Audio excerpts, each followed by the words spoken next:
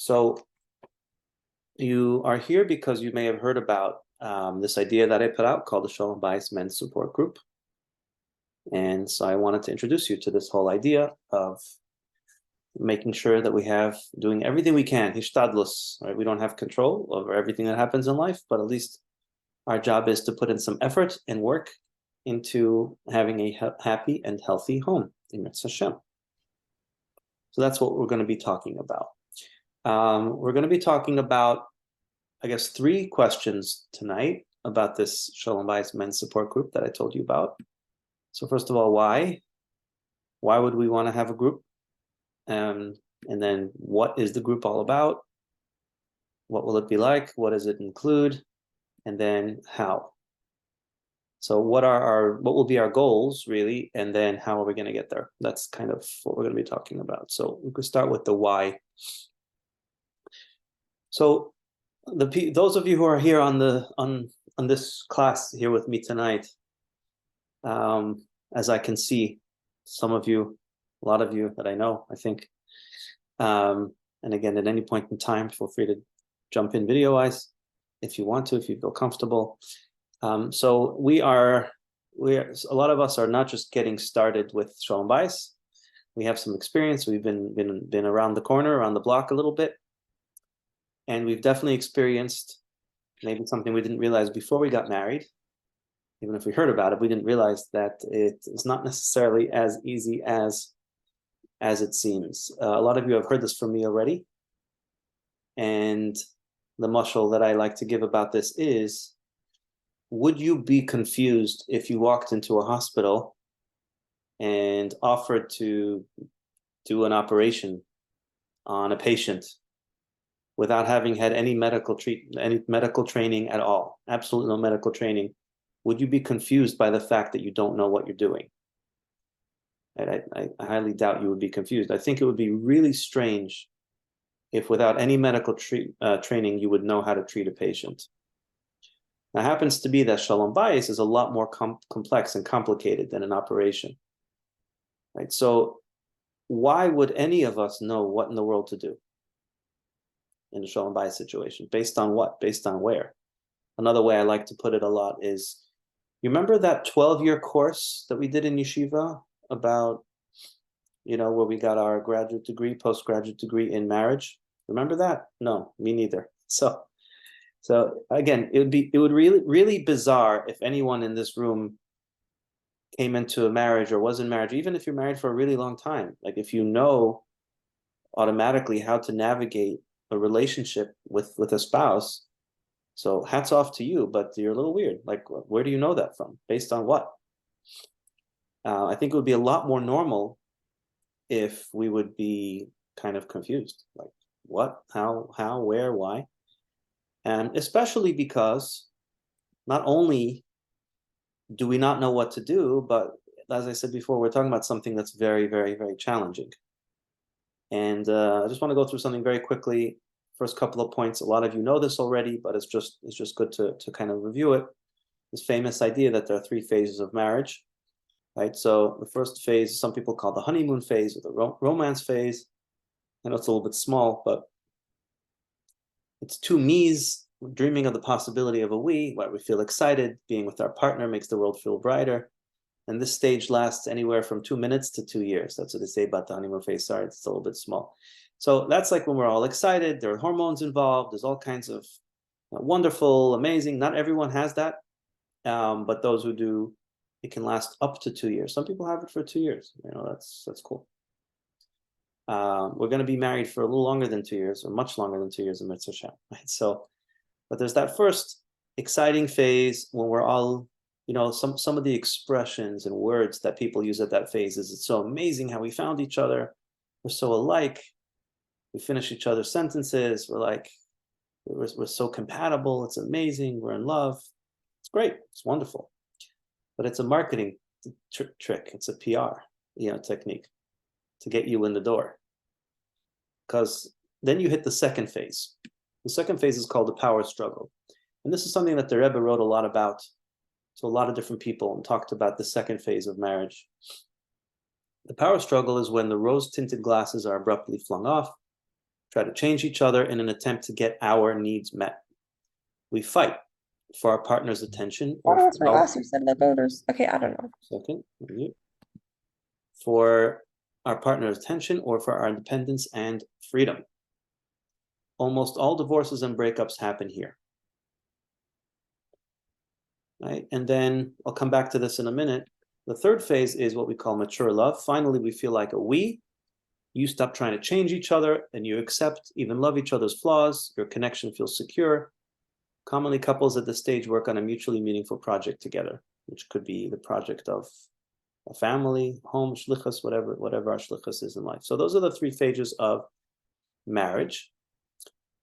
And what you can see about these three phases is it's 1, 2, and 3, and they stepping up, one from the next. One goes to the next. You can't go from step 1 to step 3 without step 2. So as it says here, almost all divorces and breakups happen here. Obviously, the power struggle is a very difficult phase. I don't even like the term power struggle, but that's what it's officially called. It's a difficult phase, but it's a necessary phase. And as we're not going to fully explore tonight, but one of the ideas to explore is how 2 gets you to 3. Stage 2 is necessary to get to stage 3. In order to have a mature love, you need to go through the power struggle. But this is really what it's all about. Sholom bayis support of anything, whether it is learning about sholom bayis, talking about sholom bayis, working on sholom bayis, really it's all about focusing on stage number 2, which is the power struggle. And our ideal situation would be to understand the power struggle, understand what's happening, why it's happening, and really have the tools and guidance and support to know what to do about it, to ideally allow it to not only chas v'shalom hurt the relationship, but to actually be something we get through. It doesn't take too long. Instead of 30, 40, 50 years of power struggle, maybe a lot less than that, and hopefully lead us as quickly as possible. I don't know if it's ever 100% linear like that. Maybe we go in and out, but as much as possible, when we have the tools and skills to use the power struggle, not only to pull us apart, but maybe even pull us closer and reach stage number 3. So this is why we're here tonight, because every relationship is going to have a power struggle phase, and our goal is to see what we can do together to get through that without too many bruises, hopefully. So the point is, it is very challenging. It's supposed to be challenging. One of the reasons why there's a power struggle is because if you think about it, that is really the definition of a marriage, right? At least in our hashkafa, a marriage is supposed to be between people who are not the same. Right? That's kind of the whole point. You're not the same, from 2 different planets. There's zachar and a keva, 2 halves of a neshama. If you're trying to match 2 halves, then you don't want them to look alike, because then it's not the other half. The other half has to look different than you, opposite. And so the power struggle really is just a description of the reality that there are 2 people, and 2 people can love each other, but how do they both exist in the same space? So by definition, a marriage is going to be a struggle, because what do you do? Him or her? And then you love each other, but what about me? And most arguments in the power struggle are going to really be husband and wife both saying over and over to themselves and to each other and to whoever will listen, how do I do this? Is it me or them? We have 1 kitchen, 1 bathroom, one family, one whatever it is. So how do 2 people who are very different from each other coexist in the same space? And on our own, without proper training and hadracha, we try to figure out how 2 people can coexist, and we struggle with that because boundaries are hard to figure out. Should I be mevater? Should I lose myself completely? Should I have no walls or no boundaries around me? Limited or non-existent boundaries? Or should I have the opposite? Should I completely control the other person? Right? Or is there somewhere in between? How do we have healthy boundaries? How do 2 people both have their needs met? How do 2 people both respectfully hear each other out and manage conflicts and remain a team, despite the fact that we're so different from each other, and although we thought we were the same, right? We want so many things. So earlier, we mentioned how In the first phase of marriage, sometimes you'll hear couples say, it's such a miracle how we found each other. We're so alike, we're so similar. And then when you get to the third phase of marriage, the mature phase, you'll often hear couples speak about how it's such a miracle. We have nothing in common and we love each other and we get along. Right? So that middle phase is when we're trying to build up to the third phase. And boundaries in the power struggle is very, very, very difficult and tricky and nuanced.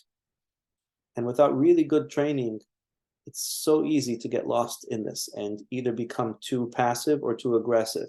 How do you remain in the middle? So what tends to happen is we have what we call a dance.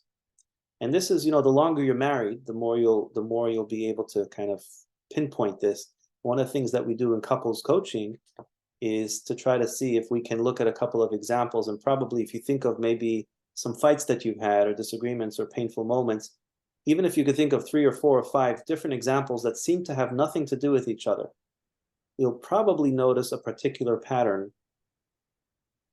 what we call a dance, which is very specific dance moves where you do this and then she does that, and it's kind of back and forth, and it's a very familiar, almost comfortable in a sense, painful but comfortable, a familiar kind of dance, where whoever it is that starts it, and that's part of the argument, who started it, but it continues, and there's basically this triggering that happens to each other. So when I talk about the dance moves, I'm talking about the dance moves that constantly lead to this feeling of frustration, and how is this supposed to work out, and almost chas v'sholom yush or desperation. And the key to freedom is learning new dance moves. And if we're able to see and understand, hey, the power struggle is supposed to be there because we're two different people and we're trying to figure out how to have healthy boundaries, and we're getting pulled into this dance, but what are some new dance moves that each of us can take? Then we're able to create a different reality. And that reality is also based on the other very earth-shattering realization that happens in this phase, which is that we're both not perfect. Far from perfect. Nobody's perfect. Right? So that's the first point of why do we need to have a group to support each other and improve our sholom bayis? Why do we need to talk about it? Why do we need to learn about it? Because how else do you know? Number one. And number two, because it's super difficult. It's difficult because we're different people. And there's really a lot going on. And it's very tricky and nuanced to be able to have both of us respected, both of us involved as a husband, as a wife. And the other thing that often exacerbates it or makes this stage extra difficult is that in addition to whatever struggles are going on right now between these differences between husband and wife, let's say the husband wants to have cholent before the kugel and the wife wants to have cholent after the kugel, and they're arguing about what to do about that. Okay, I mean, that's easy, just have kugel twice, or cholent twice. But there's also, we come into a marriage, we weren't born the day before we got married. We have a whole life behind us. And we have our experiences in our childhood. And some of us have had an easier time, some of us have a harder time. So we also have our own triggers. And I like the word trigger because trigger means something that happens to us that we don't on purpose want to happen, which means almost without warning or without any planning, something happens, someone does something, your wife does something or doesn't do something, and there's this like almost automatic wave that happens within you that you almost become taken over, and almost your personality changes into a different personality. And if you pay attention to it, you'll notice that every time you get kind of drowned in emotion or sensation, you're reverting to thoughts, feelings, energies, and behaviors that resemble a younger child or when you were younger. And so this is kind of a beautiful or really powerful imagery of what tends to happen during this phase of marriage, during the difficult phase, the one that we really need support around, is where you have two adults who are sitting back to back because they're feeling so hurt and angry. But on the inside, their inner child is a little boy, a little girl who are just begging to be seen, begging to be heard, begging to be connected.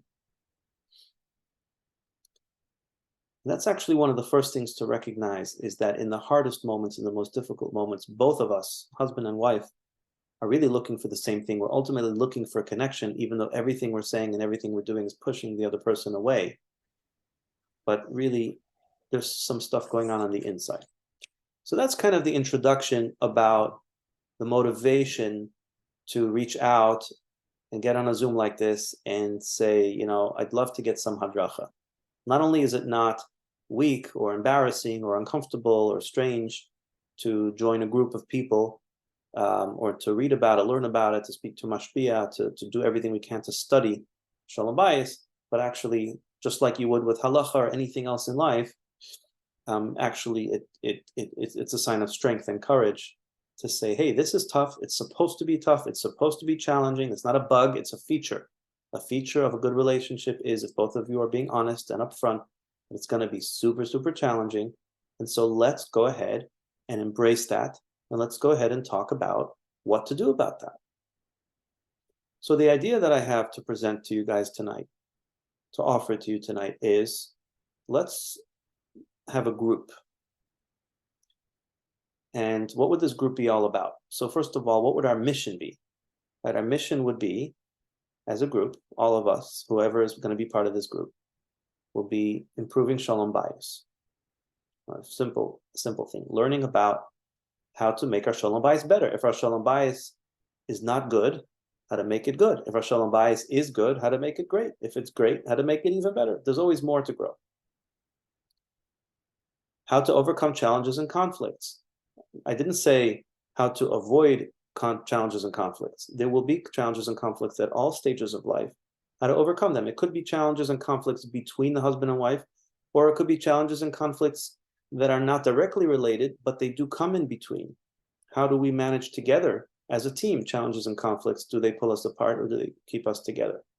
So our mission would be to be able to overcome those challenges better. And we've all made mistakes, and some of those mistakes have caused some damage. But we don't need to stay stuck. We can do tshuva. So how do we repair and heal from mistakes?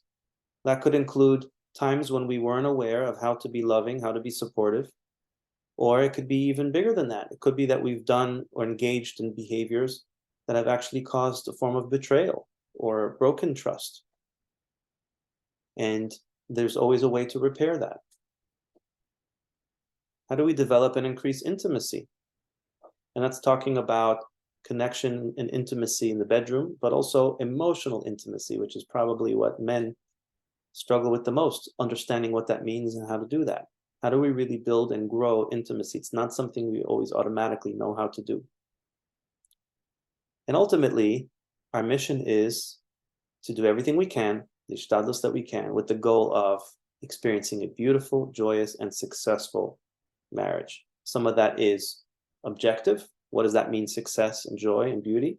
And some of that is subjective. Each of you has your own missions and goals in your particular relationship. What that means between you and your wife, what that means between in other relationships that you have with your children and with your shlichus, right? Our goal and our mission is to get together and to bring more and more power, positivity, success in everything that we're doing, especially relating to sholom bayis. So the sholom bayis group would be covering a range of topics, and in a moment I'm going to explain kind of what it's going to look like, how it's going to work. But the idea would be to understand and get better, become experts on all of these topics. Some of these topics might be more relevant to you, might be less, but I feel like most of these are going to be relevant to every relationship pretty much. And so in order to have a good, successful home, we need to be experts on all of these topics.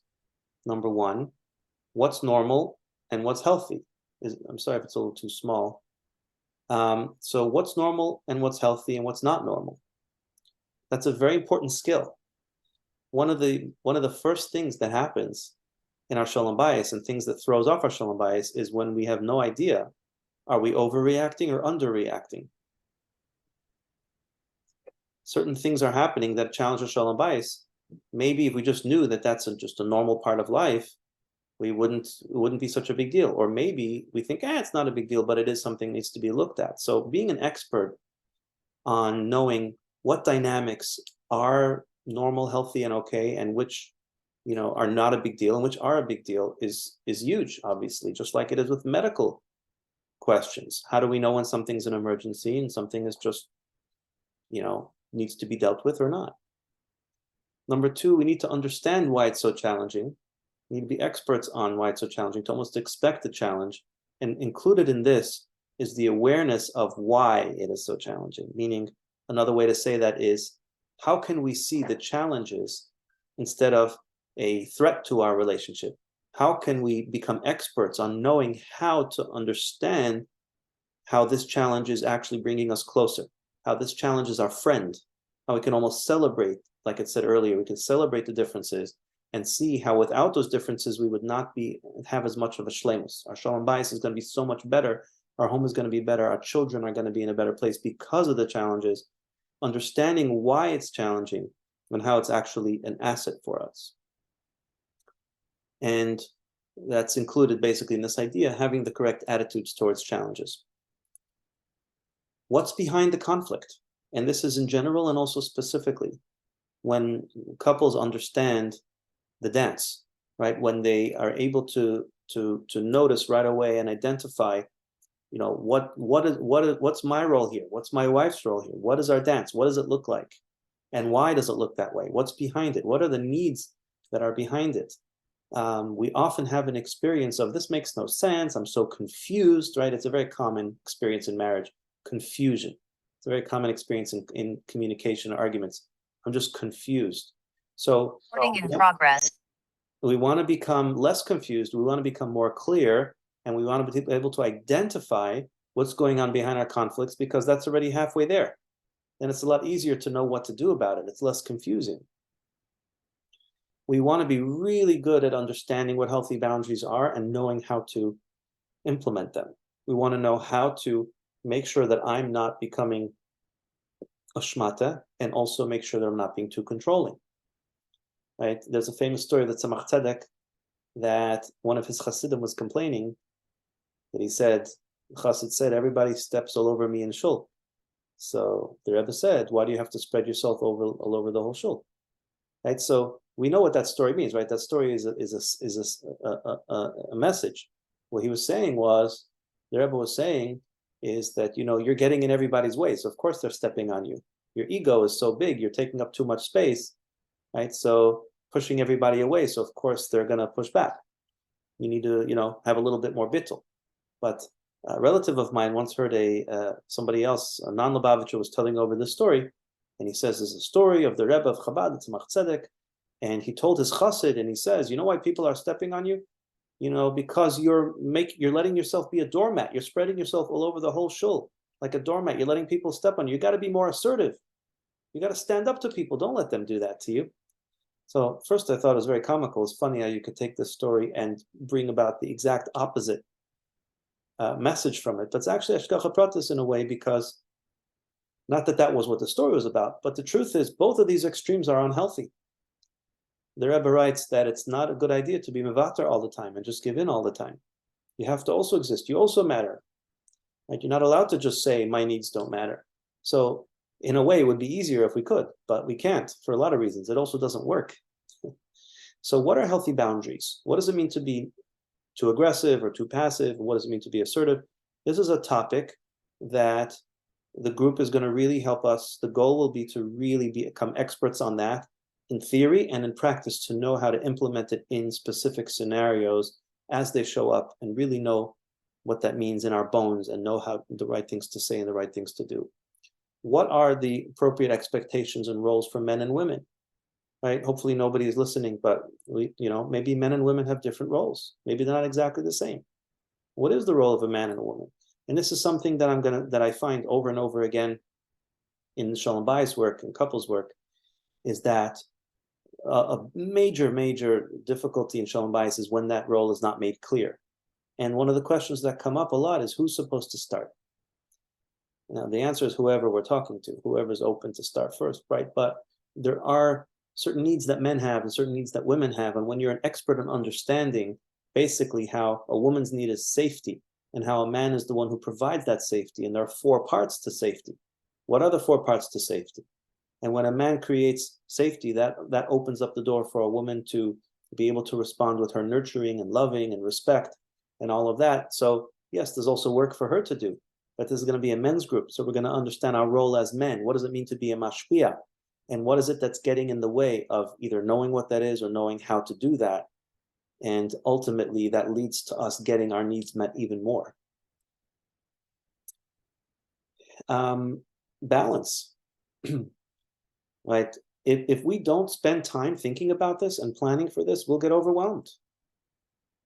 We'll feel like our wife is pulling us in all directions and everyone's pulling us in all directions. Everybody wants a piece of us. We never get time for ourselves. And how are we able to balance life with self-care, taking care of our kids, our job, and our marriage, right? So our goal here is to really become experts on that topic, on the topic of balance.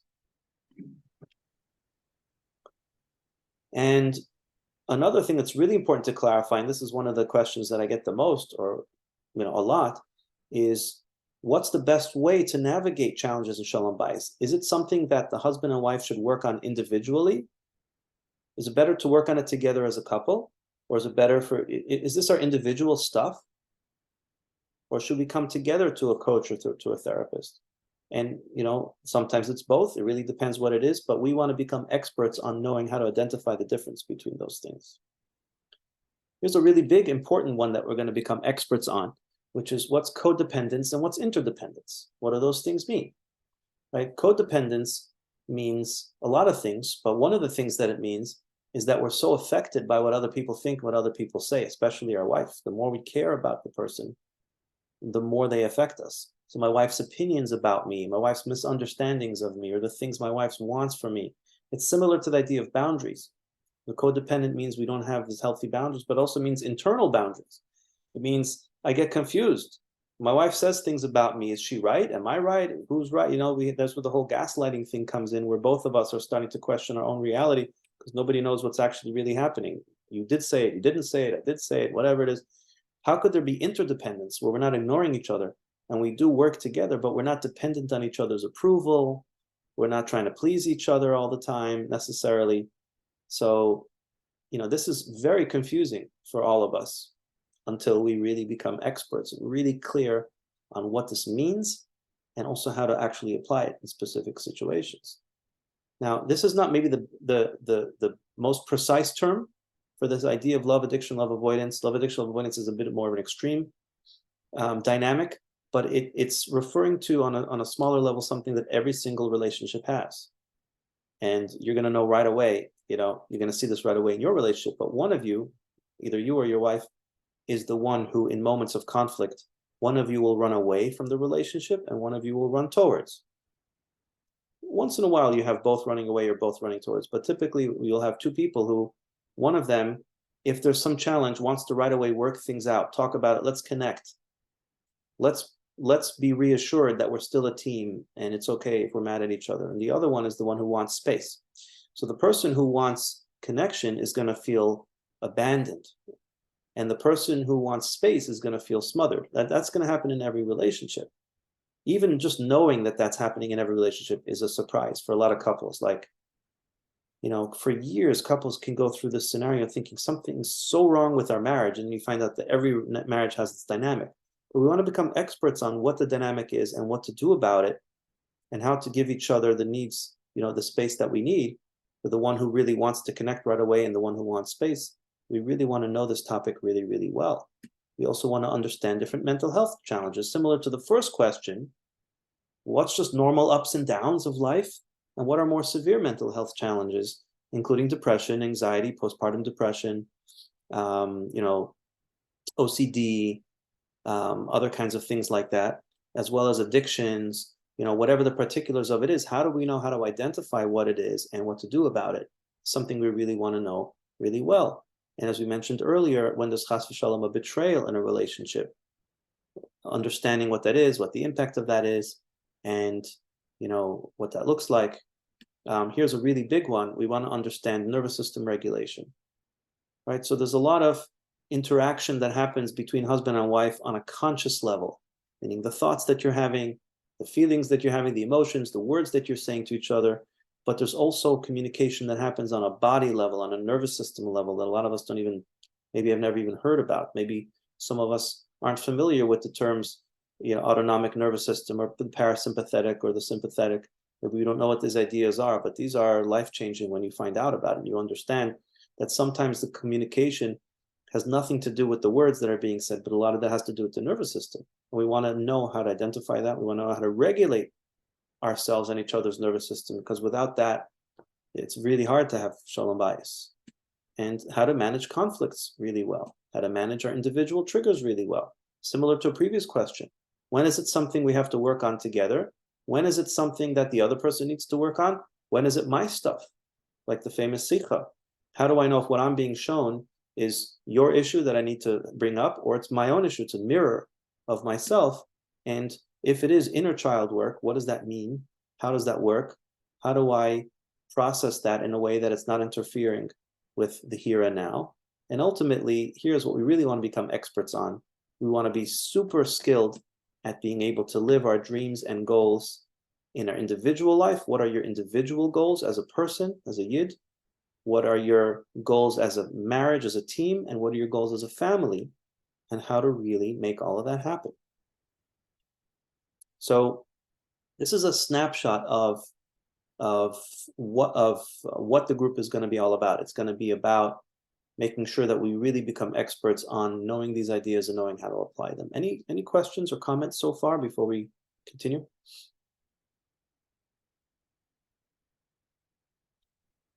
Okay. So we've been waiting for this part here. How do we do this?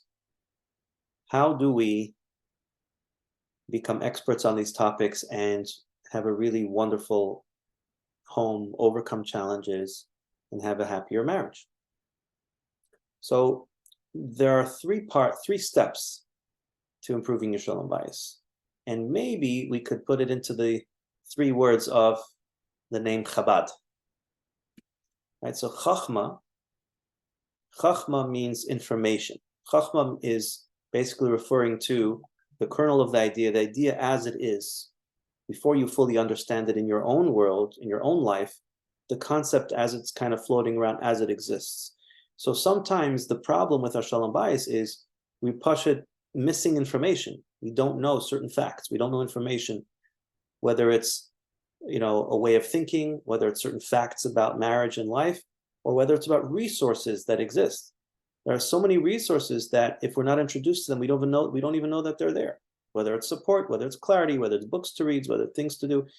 So the first thing we want to do in order to have better sholom bayis is collect and absorb as much information and be connected with as many resources as possible. The second thing we want to do is, from all of that stuff, we want to know what is most negea to us in our individual situations. We want to know how to personally identify, see where our challenges are, what is our particular dance in our marriage, and also how are we going to apply it to specific situations. That's the das, right? So we want to make sure there's a lot of information, resources.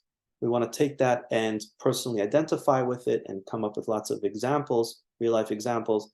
And then we want to have the skills of knowing how to apply it, not just in theory, but in practice. If we wanted to have a shear and become experts on what is a pineapple, right? We could really understand all the dynamics of a pineapple, but until you take a bite of the pineapple, you don't really know what it's all about. So how to do it with Pile Mamish. Another way to say it is that the group that we're gonna have has 3 parts. The first part, Chachma, information and resources, is going to be educational, right? So the intention is that the time that we're going to be spending together in this group are going to educate us about all of the topics. We're going to take one topic at a time. We're going to become educated. We're going to learn all about it. We're going to understand, right and wrong. We're going to understand the dynamics. We're going to learn about the research about it. We're going to learn what people have discovered. We're going to become very familiar with what the nervous system is all about and what boundaries are, and just read and study and become more familiar. That's the educational part of the group. The second part of the group is going to be the bina, which is the experiential, right? So how to experience these theoretical ideas in our own personal life. And that would include, and whoever is going to be joining the group would be encouraged to bring up, and we'll explain soon confidentiality, how that's going to work, but to bring up real life examples, especially recent life examples. One of the things we want to do is take real situations and experience what that would look like. One of the things that we're going to do as a group, and this will make more sense to you in a few minutes, potentially, is role playing. So for example, if we're talking about a theory on what's a healthy boundary, and let's say how to respond to a difficult scenario with your spouse, let's say, one of the things that can be done in a group setting where the wives are not here, right? I know maybe now some of them are listening in, but this is for men. So the wives are not here. So then we could have, let's say, two men who will role play. One will be the husband, one will be the wife, and we can practice experientially what would it look like to have healthy boundaries or unhealthy boundaries. And the goal would be to create a space where we could practice real life, so to speak. Another thing that we could do in the safe space is to actually experience what individual coaching is like. So one of the things that I do when I'm working with a client, right, is work through their particular scenario or situation. So let's say somebody would volunteer to almost have a one-on-one with me in the group, and I'm really talking to that one person, but then you have everybody else kind of watching along as you watch that experience and kind of see how a lot of times a situation that seems to be almost impossible, how we brainstorm together and we use the principles in the chachma level, the educational, how we experience them and bring them into practice. And finally, in terms of application, we have the supportive part of the group, and that's the power of a group as well. So you have peer support and you have coach support, right? So my role here for everyone in the group is to support everybody here, to not just have the information, but to also be able to manage the emotions that come up and the difficulty and the challenges, to have a space where you feel validated and understood and supported and guided and have your hand held and coached through each and every scenario so that you're able to make sure that you're really getting it and you're applying it. And the power of the group as well is the peer support, where feedback within certain guidelines is welcome and encouraged, where we all call each other out in a respectful, friendly way and support each other through that process. As I'll explain in a minute, kind of what that's going to look like. But this is the first part I wanted to clarify, is that everything that we're going to do together as a group will include educational, there'll be information, there'll be experiential, taking that information and applying it to specific scenarios, and then getting the support to really make it happen, and whatever support to have continuity and progress.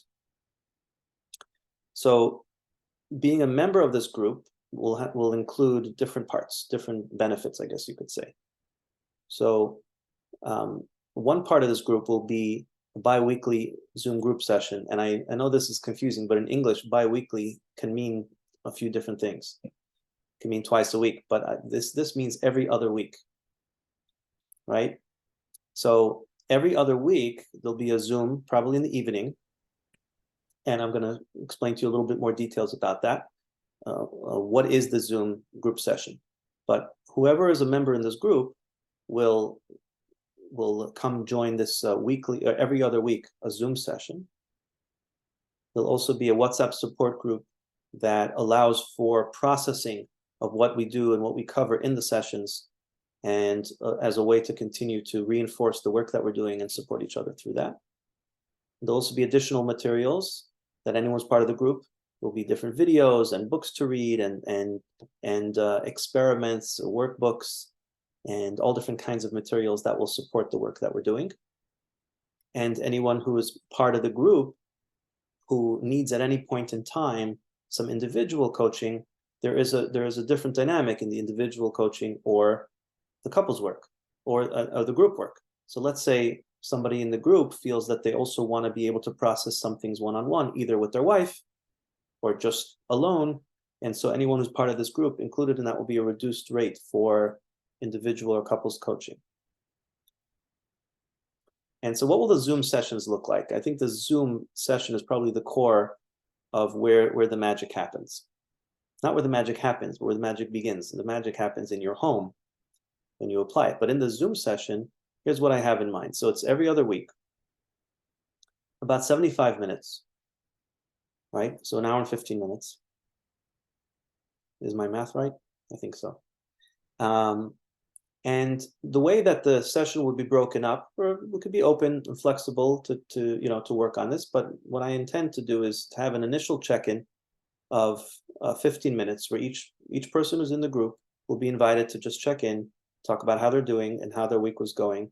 And especially once we've been doing this for a while, we're going to have particular homework or exercises. So it will be a time to check in with the group, how these skills are being implemented, and some victories, some struggles, and it's a place to be open and support each other through wherever it is that we're holding.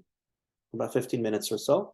The educational part will be about 20 minutes. So that will be, each time will be a different presentation that I'll be showing you either with slides or images or other things like that to talk about one of the topics and share with you some of the research, some of the experience in a more kind of general way.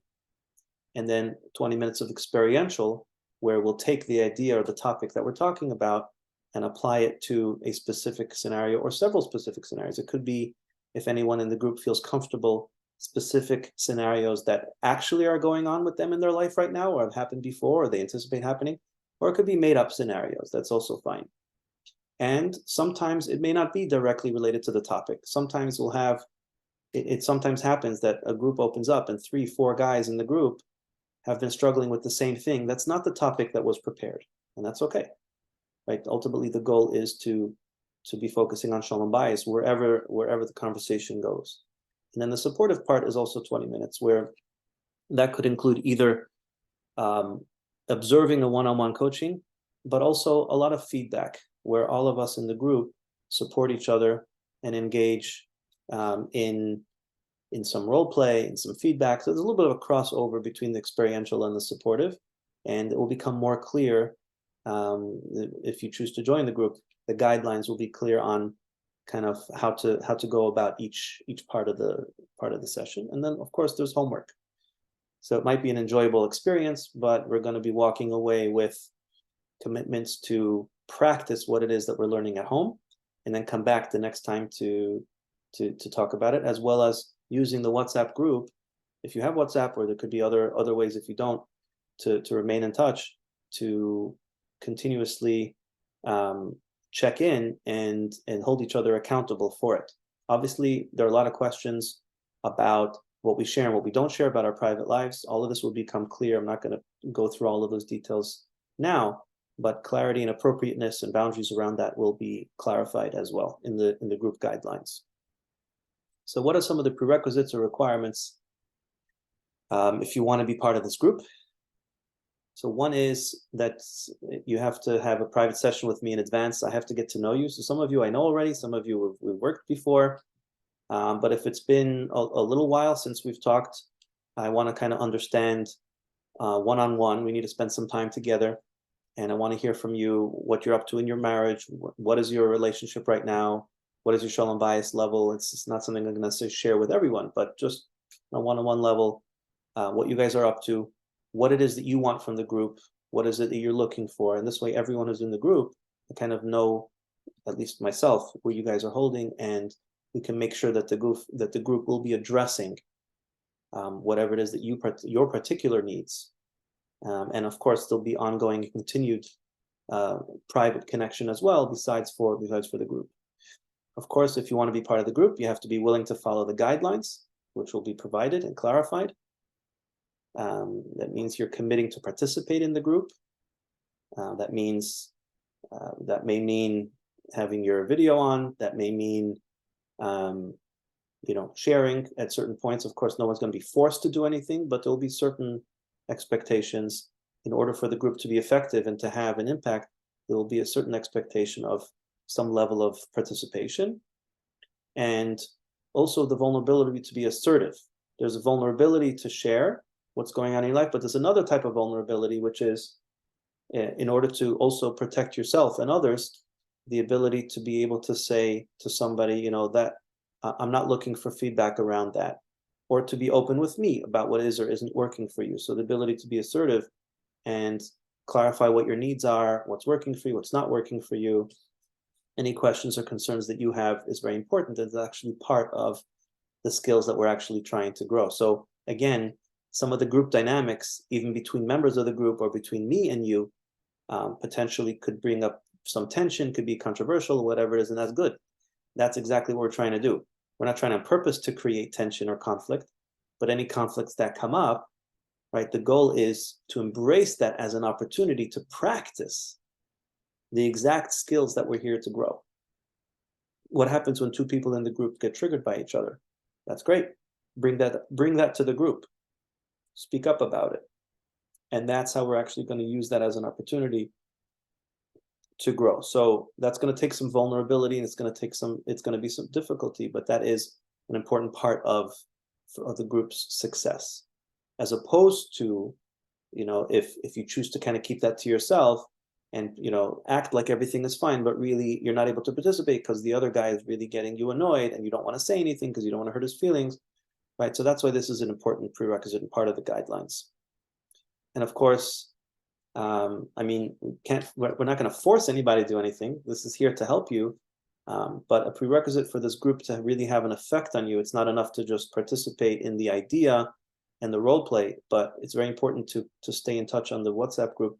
But more important is to take it home and to practice it in your home with your wife and assess what is working, what's not working. That's the most important thing, really.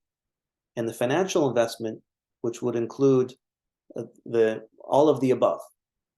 So on a monthly basis, to be coming to the Zoom calls and to be part of the WhatsApp group and to get additional materials and to get the reduced rates for individual coaching. So the financial investment would be $100 a month. And some of the details or guidelines would be, number one, it's a hop on, hop off monthly rate. So there's no commitment for 6 months at a time or whatever it is. Come as you go. But ideally, you come for a month at a time. See if it's for you. If it's not for you, of course, the longer you stay, the more kind of follow through there's going to be. But it's a month at a time.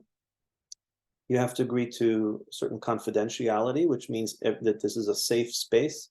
That everything that's brought up in the group, there are guidelines for how to bring things up and what we talk about, but also anything that we share cannot be mentioned outside of the group. And not only that, but part of the confidentiality agreement is that nobody, including your spouse, will know who else is in the group. So there's no discussing with anyone except within the group who's there. So nobody knows who's in the group except the members themselves. Of course, mutual respect. And so these are not the actual guidelines, but this is what will be clarified in the guidelines. And the guidelines will be clarified how to engage with each other and how to be able to respond and maybe even hold each other accountable, but in a way that involves mutual respect, in a way that is not personal or attacking or demeaning in any way. Everybody feels safe, everyone feels respected, and at the same time, we can call each other out in a way that's supportive.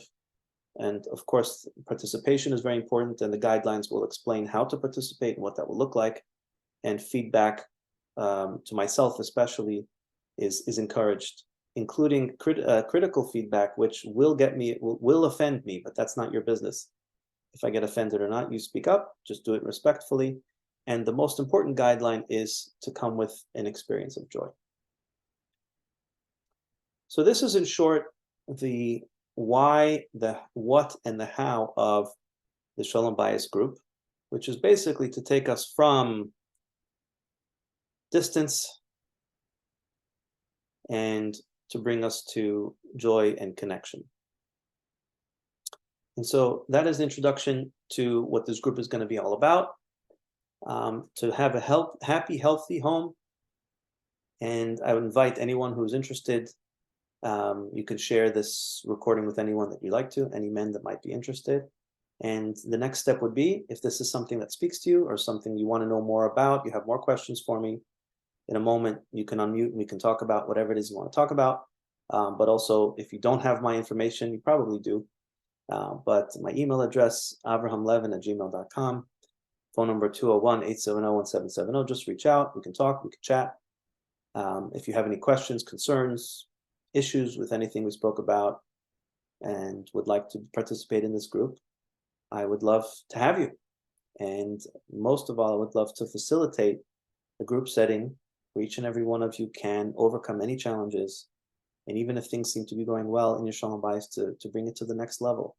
And the greatest gift for me would be to watch and be part of, and have the schus to be part of more joy in your home, more connection, more intimacy, and more brachas, which ultimately leads to bracha, because besides the joy and the sholom bayis that it brings between both of you, the kids, the children grow up in that space, and the geula that is experienced in that home when there's joy and freedom and connection leads from one house to the neighbor's house to the entire community and brings geula to the whole world.